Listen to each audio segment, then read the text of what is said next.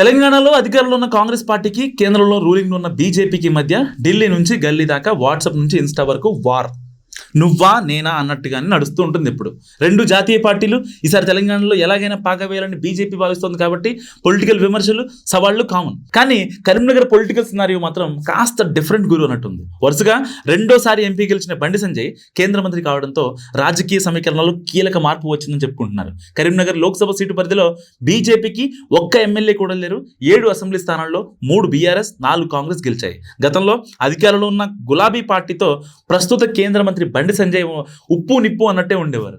ఇప్పటికీ car party పేరు వింటేనే ఒంటి కాలిపై లేచినట్టుగా ఉంటుంది బండి సంజయ్ వ్యవహార శైలి, అందరికీ తెలిసిన విషయం. అయితే రాష్ట్రంలో అధికార మార్పిడి జరిగి కేంద్రంలో బండి సంజయ్ మంత్రి పదవి చేపట్టాక లోకల్ ఎమ్మెల్యేలతో సఖ్యతగా ఉంటున్నారట ఆయన. సో కేంద్రం ఇచ్చే నిధులు, సెంట్రల్ స్పాన్సర్డ్ స్కీమ్స్ విషయంలో కాంగ్రెస్ ఎమ్మెల్యేలతో కలిసి కార్యక్రమాల్లో పాల్గొంటున్నారు బండి సంజయ్. సో ఢిల్లీలో డి అంటే డి అన్నట్టుగానే ఫైట్ చేసే కాంగ్రెస్ ఎమ్మెల్యేలు బీజేపీ కేంద్ర మంత్రి గల్లీలో దోస్తు మేరా దోస్త్ అన్నట్టుగా వ్యవహరించడంపై పొలిటికల్ సర్కిల్స్ లో ఆసక్తికర చర్చ జరుగుతుంది.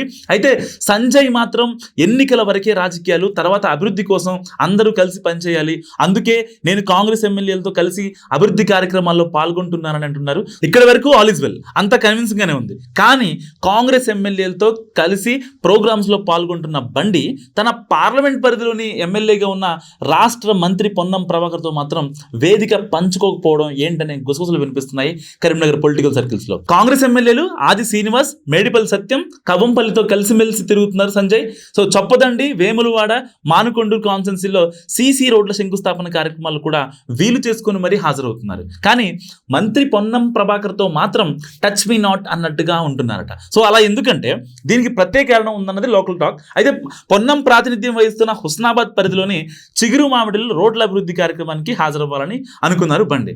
సో లోకల్ ఎమ్మెల్యేగా మంత్రి పొన్నం కూడా ఆ కార్యక్రమానికి రావాల్సి ఉన్న టైంకి రాకపోవడంతో నొచ్చుకున్న సంజయ్ ఆ ప్రోగ్రామ్ను క్యాన్సిల్ చేస్తున్నారట. సో అదే రోజు హుస్నాబాద్లో రాష్ట్ర ప్రభుత్వం చేపట్టిన రైతు మహోత్సవం కార్యక్రమానికి కూడా బండి సంజయ్ హాజరవ్వలేదు.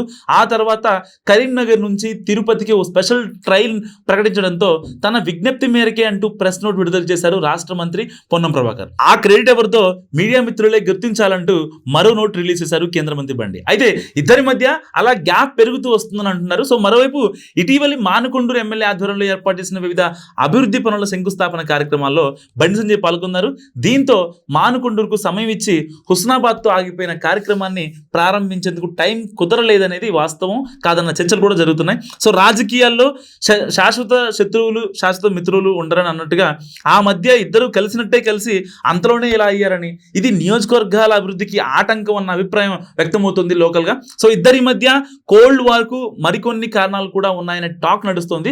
సో ఇద్దరు కరీంనగర్ అసెంబ్లీకి, పార్లమెంట్ కు పోటీ చేసినప్పటి నుంచి ఈ వారు కొనసాగుతూ ఉందంట బేసిక్ గా. సో ఈ పరిస్థితుల్లో బండి కాంగ్రెస్ ఎమ్మెల్యేలతో సఖ్యత మెయింటైన్ చేస్తూ మంత్రితో మాత్రం దూరం అనడం వెనక భవిష్యత్ ప్రణాళికలు కూడా ఉండి ఉండొచ్చు అని కూడా అంచనా వేస్తున్నారు పొలిటికల్ సర్కిల్స్ లో. మంత్రి పొన్నం ప్రభాకర్ కి, కేంద్ర మంత్రి బండి సంజయ్ కి మధ్య వారు గురించి మీరేమనుకుంటున్నారు? కామెంట్ రూపంలో చెప్పండి.